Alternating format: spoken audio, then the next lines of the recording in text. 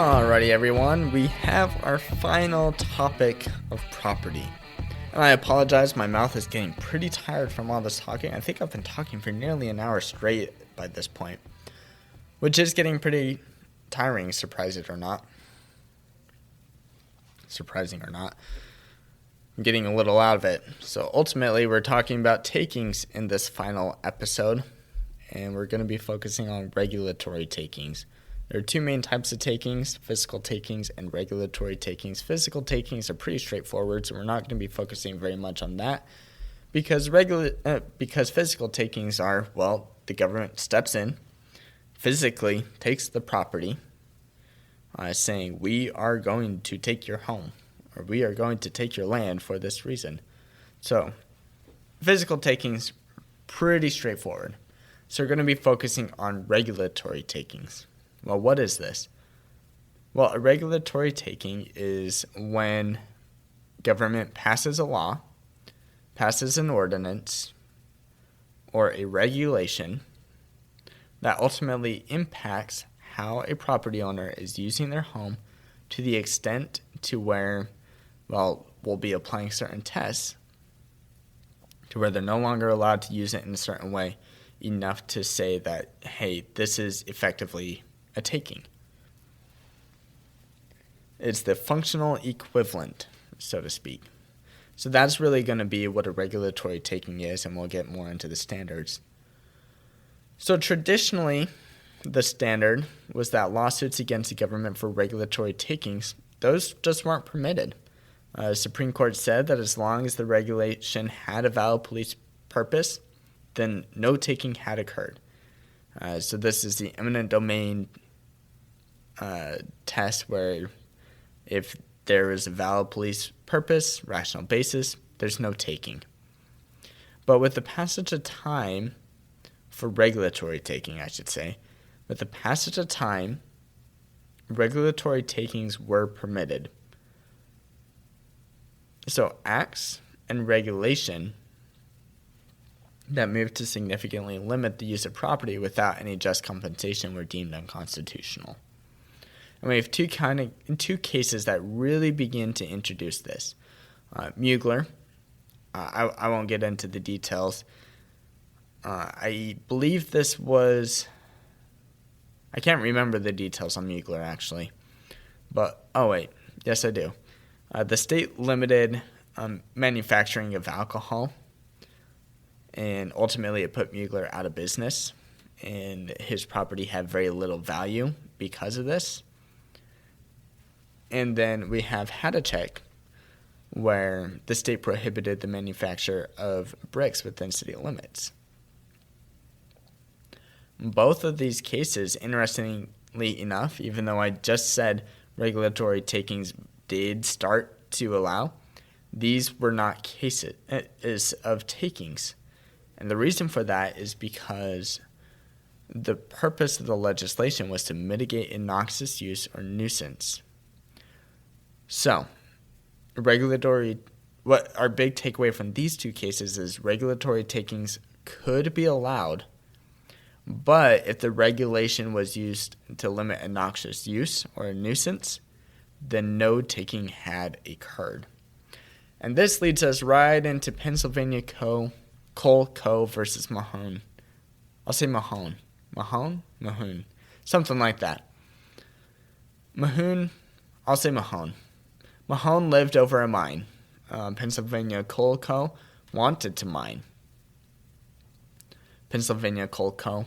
had rights to coal underneath the property of Mahone. And ultimately, Mahone didn't want them to mine underneath them. And a statute was passed that prevented coal companies, from mining certain parts of the ground.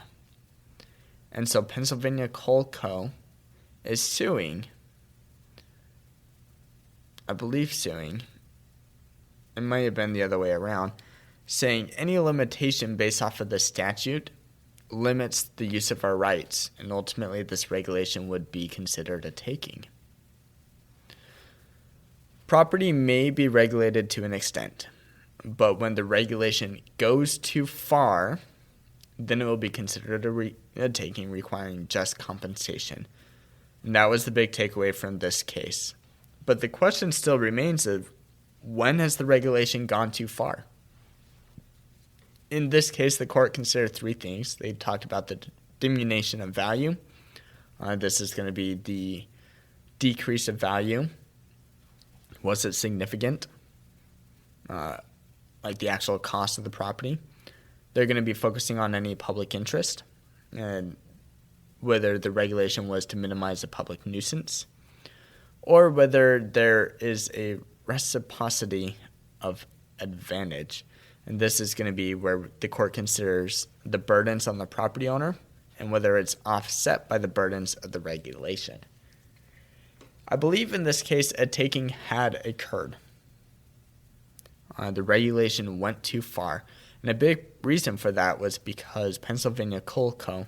did have rights here that they had bargained for with Mahone. And so ultimately, the regulation did go too far, and a taking had occurred. Now, that is not the test that we currently apply, those three steps, but now we were introduced to the central standard. And this is based off of Penn Central Transportation Co. versus the City of New York.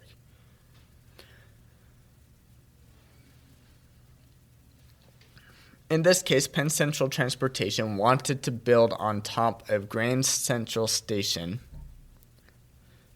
in the City of New York. They wanted to add on to it, and the City of New York had a statute that put Grand Central Station as a historical landmark. And any changes to the exterior of that landmark needed to be approved by the city in order to make any changes. Well, Penn Central Transportation presented a plan for the changes into this station, and the city denied it. So Penn Central Transportation is saying, look, you denied our application, and so you took our property by this designation unconstitutionally because you didn't justly compensate us. The argument for the just compensation, just to briefly put it on the table, is that any rights that Penn Central had to use the property above, use the airspace above, would be transferred into neighboring property that they would be able to use. So you could argue that the restrictions would be waived for different locations that was not underneath the designation. But as far as the taking part goes, the court adopts a three-factor balancing test. The first factor is whether the economic is to consider the economic impact of the regulation on the claimant. Need to consider the extent the regulation interfered with the distinct investment-backed expectations, and then they need to examine the character of the governmental action. As far as the governmental action goes, the character, there are 4 different types of characters. There's permanent physical occupation, which favor taking. There's temporary physical invasion, which also favors taking. There's if the nature is to use for widespread benefits, this is less likely to be a taking. And then if it's to limit widespread harm, then there is no taking at all. So that's going to be the nature of the government action. For the first factor, let's go ahead and just define these more readily. For the first factor, the economic impact of the regulation on the claimant, the court's going to consider the loss that occurs as a result of the regulation. It's kind of similar to the diminution of value. Here, this was against Penn Central just because they made a substantial profit. They weren't able to profit in the way that they wanted to in this situation, but they still made substantial profits. For the second factor, the court is going to look at reasonable expectations at the time the parties originally entered into the agreement. We're going to be looking at that at the time of purchase. In this situation, Penn Central wasn't expecting to expand in the way that they were doing when they originally made the purchase. And then, once again, the character of the governmental action. As I mentioned, the more physical in nature, the more likely a taking is going to occur.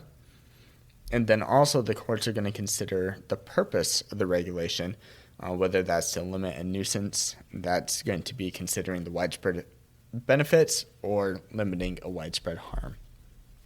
So that's the central standard. But since the central standard, there have been several categorical tests that have been adopted.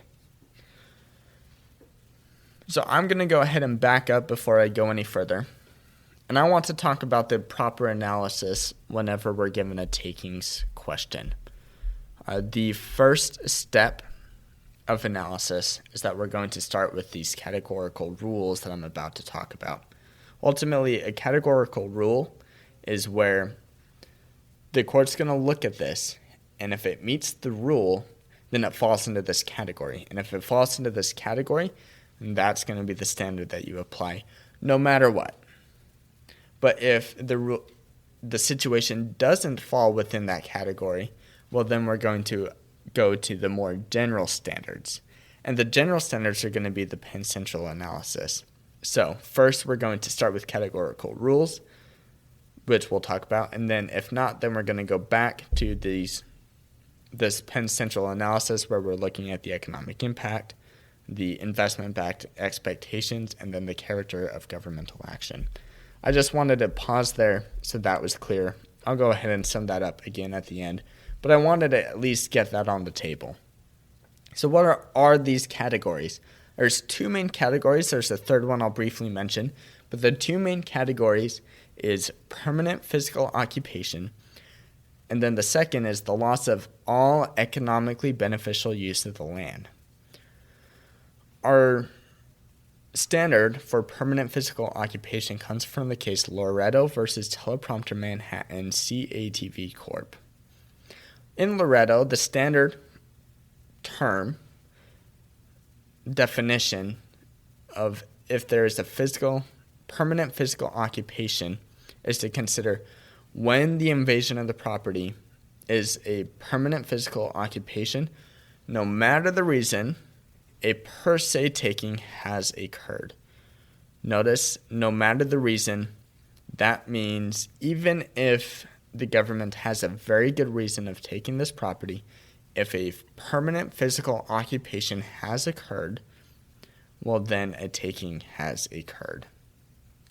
So what is a permanent physical occupation?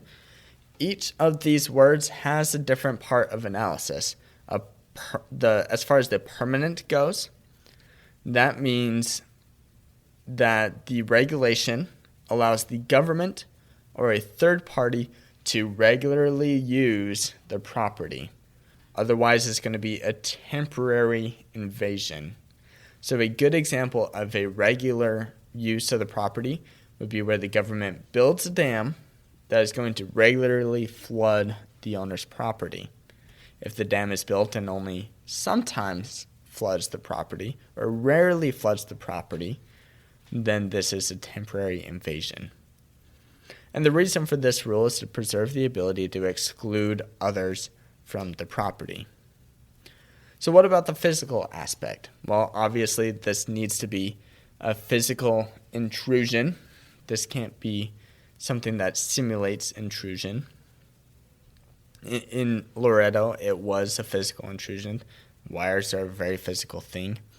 And then occupation is obviously being present. Now, the question here, though, is the third-party question. What about regulations that don't have a third party? And what I mean by that is, what if a regulation requires landlords to install smoke detectors or mailboxes onto the property, instead of having a third party install smoke detectors or mailboxes? These are not takings according to Loretto, because landowners still have the ability to choose where those smoke detectors or where those mailboxes are going to be placed on their property. So that's permanent physical occupation. Once again, the standard is when an invasion of property is a permanent physical occupation, no matter the reason, a per se, that means as a matter of law, a per se taking has occurred. Now, the second category is loss of all economically beneficial use of the land. I do want to note the importance of the word all there. This needs to be 100% loss. So what's the standard? Well, in Lucas versus South Carolina Coastal Council, it says a regulation that results in the loss of all economically beneficial use of the land is a taking. But there is an exception to this rule. The exception is if the economic beneficial use of the land was unlawful before the regulation occurred. So a good example of this would be the nuisance doctrine. Then the new regulation is not a taking. And these laws must be enacted before the landowner actually took title of the property. So this is kind of going back to Mugler and Hadacek that we had mentioned right at the very beginning. A nuisance, if there's a loss of all economically beneficial use of the land, but that land was a nuisance beforehand, well, then there is no taking. Otherwise, a taking has occurred. Let's talk about the economic value. This is going to be the market value. If the market value goes from $100,000 to zero, then that is a loss of land. But people can use land for other things, and so it's a matter of, is there a beneficial or productive use other than just the price of the land? And if the answer to that is no, then all economically beneficial use of the land has expired.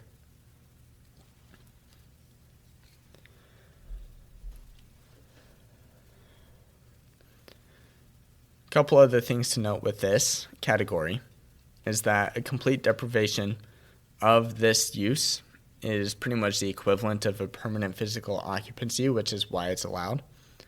And then a consequence of the standard, it's important to note that, especially the exception, is going to vary from state to state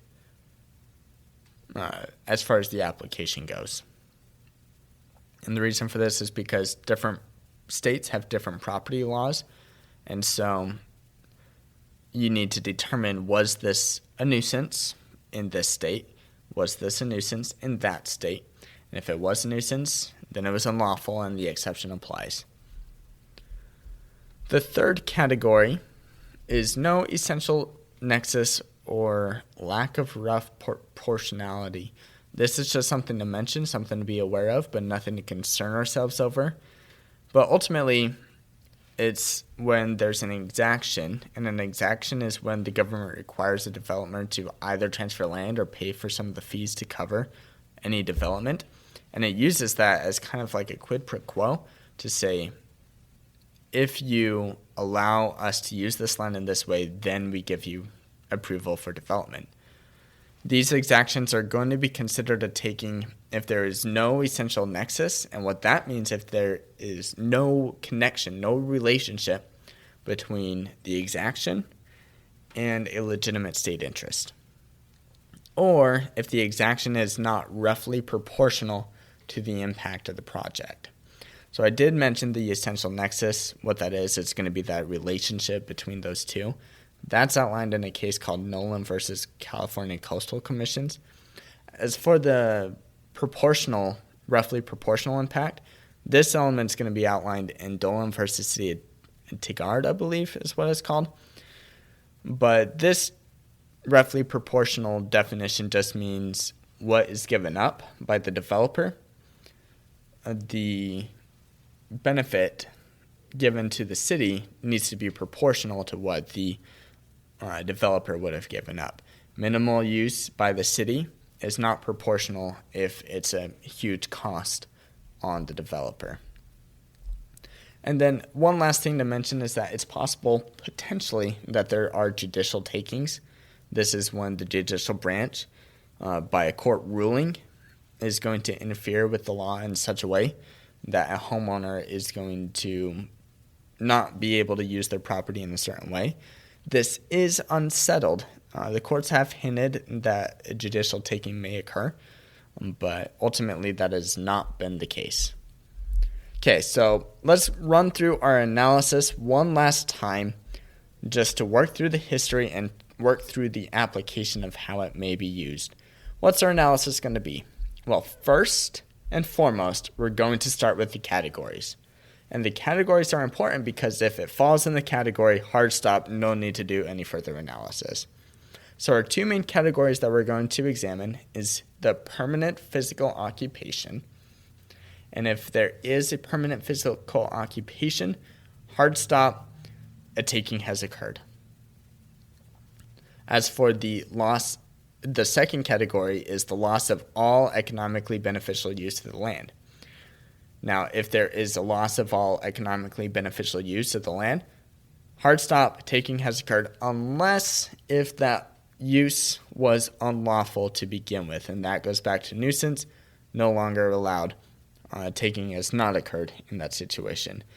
But it is important to realize, even if no taking occurs underneath the categorical rules, a taking could still have occurred underneath the Penn Central analysis. So we need to apply the Penn Central analysis, which has this 3-factor rules that we use to determine the outcome of a case. The first factor is the economic impact on the claimant from the regulation. Second, we're going to see how much the regulation interferes with investment-backed expectations at the time of purchase. And then we're going to be focusing on the character of the governmental action. If a couple of those weigh really high and the other really low, we don't know if Penn Central is going to apply. If all 3 weighs really high, and then a taking has occurred. If all 3 of those weigh really low, then a taking has not occurred. So that's really our analysis. Start with categories. If not, move to Penn Central analysis to determine whether or not a taking has occurred that requires just compensation. And that's takings. That's our final part of property. My mouth is tired. I need a break. I will see you all later. Bye. Thank you for listening to this episode of The Law Schoolers. Before I let you go, there are 4 things I want to say. The first thing is if you enjoyed these episodes and if you enjoyed the website, I would invite you to go and join Law Schoolers Pro. And you can do that by going to lawschoolers.com/join. It's a way for you to support us, but there's also a lot of features there that I think you will enjoy. Second thing is that nearly all of our episodes are unedited. The only ones that aren't are pre-law materials, and the reason for that is so you can actually see the legal material in its raw form as I'm learning it as well. The third thing is that the information contained in these episodes are specifically only for educational purposes. They're not to be used as legal advice, and with that, the fourth thing is if it is used as legal advice, we are not liable. That is, Law Schoolers is not liable for any legal outcomes. Thank you again for enjoying the show. Have a good one.